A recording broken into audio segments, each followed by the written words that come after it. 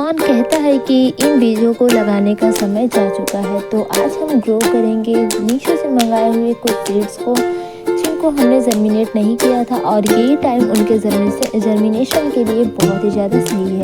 तो किस तरीके की मिट्टी बनाना है, किस तरीके से इनको ग्रो करना है, इनको ग्रो तो करना है लेकिन इनके लिए बहुत सारे टिप्स हैं जिनको हमें अपनाना है। तो वीडियो को अंत तक ज़रूर देखें और हो सके तो लाइक शेयर और सब्सक्राइब ज़रूर करें। Hello everyone, welcome back to my YouTube channel. तो आज की वीडियो में मैं आप सबके साथ शेयर करने वाली हूँ कुछ बीजों को जर्मिनेट करूँगी, क्योंकि उन बीजों के लिए ये जो हमारा टेम्परेचर है इस टाइम का वो बहुत ही ज़्यादा सही है। तो इन बीजों को ग्रो तो हम करेंगे ही, लेकिन उन बीजों को ग्रो करने के लिए कुछ टिप्स अपनाएंगे, कुछ ज़रूरी बातों का ध्यान रखेंगे। बीजों को जर्मिनेट करने का सही टाइम तो अक्टूबर नवंबर के महीने में था, लेकिन दिसंबर के महीने में आज हम बीजों को ग्रो करेंगे। तो किस तरीके से बीजों को ग्रो करेंगे, उनके लिए मिट्टी कैसे बनाएंगे, उनके लिए कितना ज़्यादा हमें खाद का यूज़ करना है, मिट्टी में कौन कौन से ज़रूरी चीज़ों को मिलाना है, इस वीडियो में मैं आप सबके साथ यही शेयर करूँगी। तो जर्मिनेशन के बाद जो हमारे पौधे होते हैं बहुत ज़्यादा वीक होते हैं, लेकिन सर्दियों के मौसम में अगर हम बीजों को ग्रो करेंगे तो उनके जो बीज हैं वो जब ग्रो होंगे तो वो बहुत ही हेल्दी कंडीशन में ग्रो होंगे। तो देखिए ये इन सारे बीजों को हम ग्रो करेंगे, जिसमें से लाक्सपोर, कैलेंडुला, सिथोनिया और भी बहुत सारे पौधे हमारे हैं जिनको हम ग्रो करेंगे छोटे से कंटेनर में। तो इनको ग्रो करने के लिए हमें किन किन चीज़ों की ज़रूरत होगी, सबसे पहले उनको रख लेते हैं। बहुत सारी चीज़ों की ज़रूरत हमें पड़ने वाली है। सबसे मेन तो हमारा मिट्टी ही होता है। तो हमारे पास बहुत सारे कंटेनर्स में, मतलब ग्लास के कंटेनर्स में छोटे छोटे से मिट्टी भरे पड़े हुए थे, और उनकी मिट्टी को यूज़ करने का सही समय आ चुका है। तो ज़्यादा मिट्टी तो नहीं लगेगी, क्योंकि हमारा जो कंटेनर है वो बिल्कुल छोटे सा है और उसमें ज़्यादा मिट्टी पूरा फुल नहीं हो पाएगा। तो देखते हैं कितनी मिट्टी लगती है। फिलहाल हमने यहाँ पर 3 ग्लास को इस तरीके से ले लिया है और इन सारी मिट्टी को हम रखेंगे। तो सबसे पहले इसमें बनाते हैं ड्रेनेज होल, क्योंकि ड्रेनेज होल हमारे पौधों के लिए बहुत ज़्यादा ज़रूरी होता है। इसमें से एक्स्ट्रा वाटर निकलेगा और हमारे पौधों को ऑक्सीजन भी मिलेगा। तो जब भी कोई पौधा लगाए ड्रेनेज होल निकालना ना भूलें, नहीं तो आपका पौधा मर भी सकता है। पौधों को ऑक्सीजन नहीं मिलेगी, उनकी ग्रोथ नहीं होगी। ओवर वाटरिंग की वजह से हमारा पौधा जो है वो पूरी तरीके से डेड हो जाएगा। तो पौधों को लगाने के लिए ड्रेनेज होल बहुत ज़्यादा ज़रूरी होता है। ये हमारा जो कंटेनर है ये कागज़ का है, तो इसमें टाशनी की मदद से आराम से जो है ढेर सारे ड्रेनेज होल निकल जाएंगे। छोटे छोटे से ये ड्रेनेज होल बनाएंगे, क्योंकि छोटा कंटेनर है, हमें कंटेनर के हिसाब से ही इसमें ड्रेनेज होल बनाना है। इसी तरीके से हम सब में ड्रेनेज होल बना लेंगे और ये हमारा पूरे कंटेनर में ड्रेनेज होल बन के तैयार हो चुका है पौधे लगाने के लिए। तो चलिए सबसे पहले कर देते हैं इसको साइड में और तैयार करते हैं अपनी मिट्टी नहीं, अपने पौधों के लिए मिट्टी। तो चलिए इनको सबसे पहले कर देते हैं एक साइड में। और इस मिट्टी में देखिए गार्डन सॉइल, रेत और गोबर की खाद तीनों ऑलरेडी मौजूद है, क्योंकि कुछ दिन पहले ही मैंने इनमें कुछ सीड्स लगाए थे जो कि जर्मिनेट नहीं हो पाए थे। तो उन्हीं कंटेनर्स की मिट्टी का हम यूज करेंगे, और इनमें तो गोबर की खाद भरपूर मात्रा में है, रेत भी है, गार्डन सॉइल भी है। तो इसमें हम कोई भी कंपोस्ट या फिर रेत ऐड नहीं करेंगे। हाँ, इसमें हम कुछ तो ऐड करेंगे, लेकिन क्या, वो अभी आपको आगे देखने को मिलेगा। तो सबसे पहले इसकी मिट्टी को अच्छी तरीके से मिक्स कर लेते हैं, और मेरे ख्याल से इतनी मिट्टी तो इनके लिए बहुत है, क्योंकि छोटा सा ही कंटेनर है। तो इस कंटेनर को हम एक साइड में रख देते हैं और इस मिट्टी को हम यूज करेंगे अपने बीजों को जर्मिनेट करने में। तो इसमें गार्डन सॉइल, रेत और कंपोस्ट तो पहले से है ही, लेकिन इसमें हम ऐड करेंगे उपले की राख और लकड़ी की राख को, दोनों मिक्स है, एक में है। तो इनमें हम इस राख को डालेंगे। इससे होगा क्या कि हमारे पौधों की जर्मिनेशन जो है वो अच्छी तरीके से होगी, सीड्स अच्छी तरीके से जर्मिनेट करेंगे। राख के साथ साथ ही हम इसमें हल्दी पाउडर का भी यूज़ करेंगे, जो इसमें फंगस लगने के चांसेस बहुत ज़्यादा कम हो जाते हैं, क्योंकि मिट्टी में बहुत सारे कीड़े मकोड़े ऐसे होते हैं जो अंदर ही अंदर हमारे बीजों को खा जाते हैं और हमारे बीज जर्मिनेट नहीं हो पाते। तो हल्दी तो ऐड करना बहुत ही ज़्यादा ज़रूरी है, क्योंकि हल्दी पाउडर से फंगस वगैरह जो है वो हमारे बीजों को नुकसान नहीं पहुंचाएंगे। तो देखिए इस तरीके से हमारा सॉइल मिक्सचर जो है वो बढ़िया तरीके से बिल्कुल रेडी हो चुका है पौधे लगाने के लिए, मतलब बीजों को ग्रो करने के लिए। तो एक एक करके हम अपने कंटेनर्स को यहाँ पर रख लेते हैं और रखने के बाद इन सारे कंटेनर्स में हम मिट्टी को फिल करेंगे अच्छी तरीके से। मिट्टी को हमें ज़्यादा ऊपर तक नहीं भरना है, मिट्टी को सिर्फ थोड़ा सा ऊपर से जो है खाली रखना है, क्योंकि ओवर मतलब मिट्टी भर देंगे तो हमारे बीज जो हैं वो ऊपर से ही बहकर निकल जाएंगे और हमें अभी एक लेयरिंग इसके ऊपर से और चढ़ानी है, मतलब एक लेयर अभी इसके ऊपर से और चढ़ाएंगे।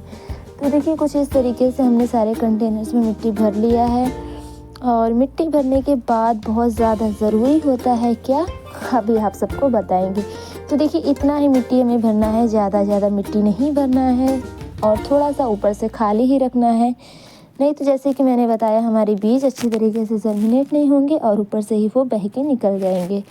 तो कुछ इस तरीके से हमने इनमें अपने कंटेनर्स में जो है मिट्टी को फिल कर लिया है। अब इस कंटेनर को रखेंगे हम इस कांच के बॉक्स में, जो कि इतना छोटा सा है जिसमें से इनको इधर से उधर ले जाने में कोई भी प्रॉब्लम ना हो, इनको किसी भी प्रकार का डिस्टर्बेंस ना हो। तो देखिए इस तरीके से करने के बाद अब इसमें हम करेंगे वाटरिंग बहुत ही ज़्यादा ज़रूरी होता है मिट्टी फिल करने के बाद, क्योंकि ऊपर से अगर हम मिट्टी के बाद मतलब ऊपर से बीजों को लगाने के बाद वाटरिंग करेंगे तो हमारे बीज जो है वो दब भी सकते हैं। तो मिट्टी भरने के बाद देखिए वाटरिंग करेंगे तो जो हमारी मिट्टी है वो अच्छी तरीके से दब जाएगी अंदर की तरफ, और ऊपर से हम थोड़ी सी सॉइल और जो है ऐड कर सकते हैं। हमारा ड्रेनेज होल भी बिल्कुल सही है, पौधे लगाने के लिए ये कंटेनर हमारा बिल्कुल रेडी हो चुका है। तो देखिए ये हमारा कंटेनर बिल्कुल रेडी है। अब इनमें हम कौन कौन से बीज लगाएंगे सबसे पहले वो दिखा देते हैं। तो इतने सारे बीज जो है मतलब 6 वैरायटी के बीजों को हम लगाने वाले हैं, जिसमें से पहला है लाक्सपुर, दूसरा है जिप्सोफिलिया, तीसरा है टिथोनिया और चौथा है पेंसी, पांचवा है कैलेंडुला, छठवां है हमारा एलाइसम वाइट का। तो ये सारे पौधों को हम करेंगे ग्रो, और इनको ग्रो करने के लिए हमने मिट्टी वगैरह कंटेनर्स वगैरह सब कुछ रेडी कर लिया है। तो चलिए अब इनमें लगाते हैं अपने पौधों के बीजों को। सबसे पहले नंबर पर आता है हमारा लाक्सपुर के बीज को बोना मतलब दिसंबर के महीने में इनके बीज को बोना संभव है, लेकिन कुछ बातों का हमें ध्यान रखना पड़ेगा।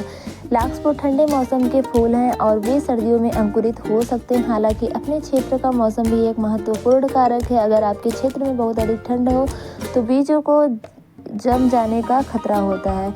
दिसंबर में लाक्सपुर बोने के फायदे होते हैं जल्दी फूल, वसंत में आपको जल्दी फूल मिल सकते हैं मजबूत पौधे, और सर्दियों में उगे हुए पौधे आमतौर पर बहुत ज़्यादा मजबूत होते हैं।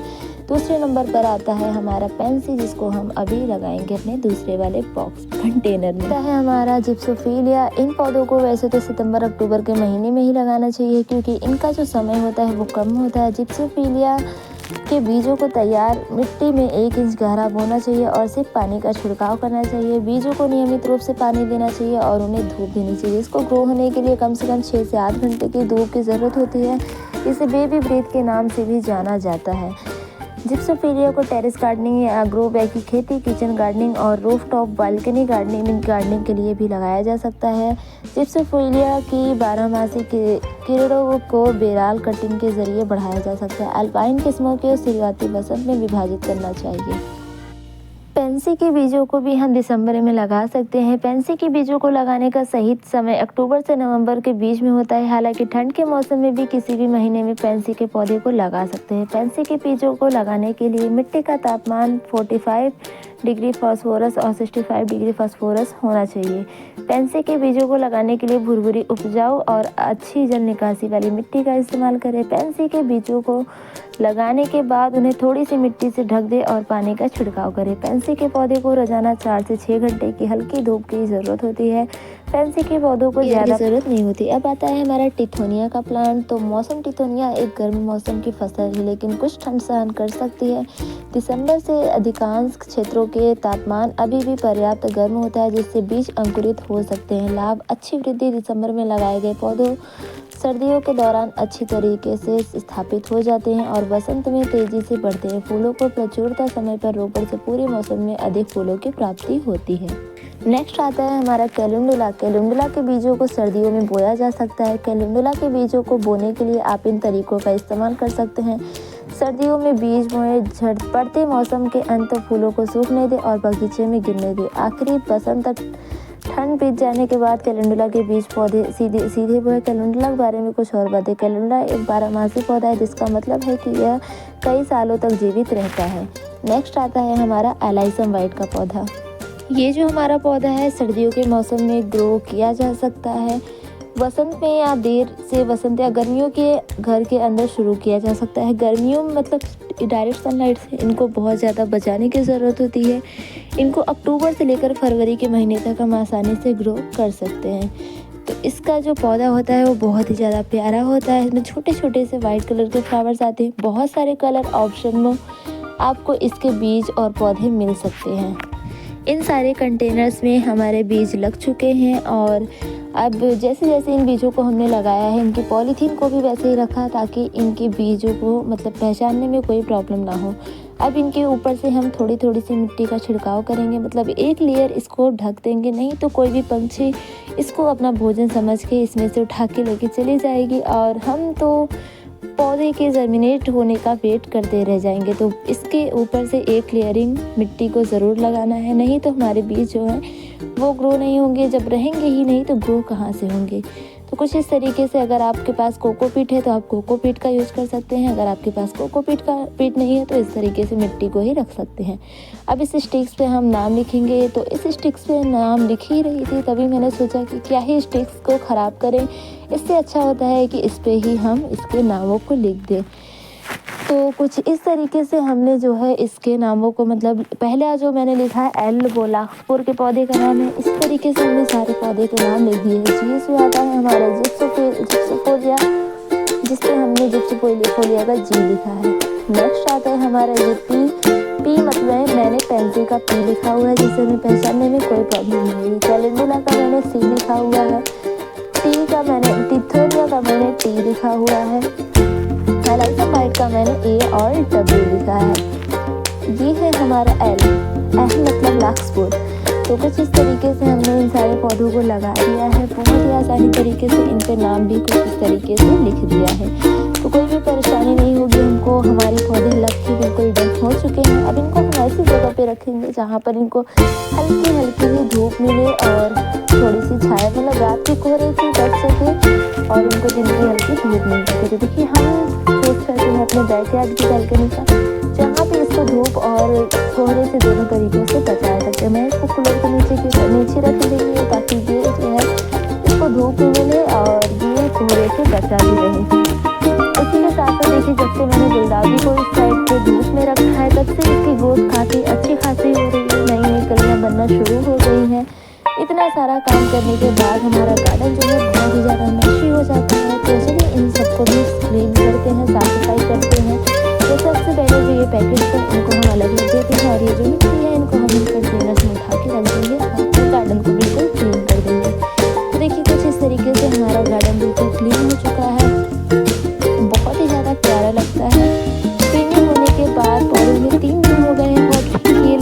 अभी भी वाटरिंग की ज़रूरत नहीं है क्योंकि अभी तक ये जो पौधे हैं वो गीले के गीले ही हैं, मतलब इनकी मिट्टी पूरी तरीके से गीली है। किसी भी प्रकार की इसमें हमें जो है पानी की ज़रूरत नहीं है क्योंकि सर्दियों में जितना हो सके अपने पौधे को वाटरिंग से बनाए। देखिए ये गुलबख्शी का पौधा है। चलिए इसके साथ में ही कुछ बीजों को भी हार्वेस्ट कर लेते हैं अपने गार्डन से। ये गुलबख्शी के पौधे में बहुत अच्छी खासी बीज बन रहे हैं। कुछ बीज जो है मैच्योर हो चुके हैं, कुछ बीज मैच्योर नहीं हुए हैं। तो जो मैच्योर नहीं है उनके बीजों को हम हार्वेस्ट नहीं करेंगे, जो मैच्योर हो चुके हैं उनके बीजों को हम हार्वेस्ट कर लेंगे।